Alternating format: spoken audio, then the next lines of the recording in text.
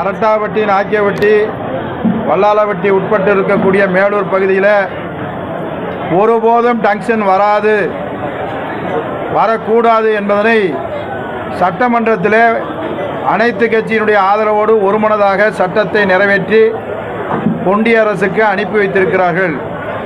இருந்தாலும் மக்களுடைய அச்சத்தை போக்குற வகையில் இன்றைக்கு நேரடியாக அனுப்பி வைக்கப்பட்டு மக்களுக்கு எந்த விதமான அச்சமும் தேவையில்லை.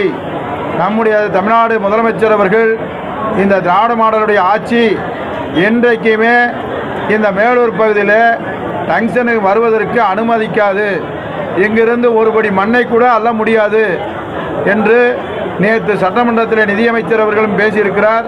மாண்புமிகு முதலமைச்சர் அவர்களும் மக்களை சந்தித்து மாவட்ட ஆட்சியர், மாவட்ட கண்காணிப்பாளர், ஆர்டிஓ அனைத்து அதிகாரிகளையும் அழைத்து சென்று நேரடியாக மக்களிடத்திலே இந்த கருத்தை சொல்லி வந்திருக்கிறோம்.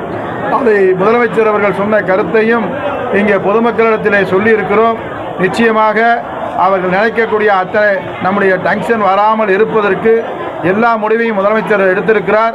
அதை கடைசி வரையிலும் இங்கே வராமல் இருப்பதற்கு எல்லா முடிவையும் தமிழக அரசு எடுக்கும்.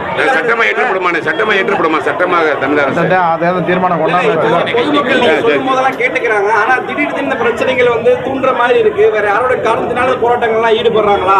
இது ஜனநாயக நாடு. இது ஜனநாயக நாட்டில் யார் வேணுமாலும் வரலாம், யார் வேணும்னு சொல்லலாம்.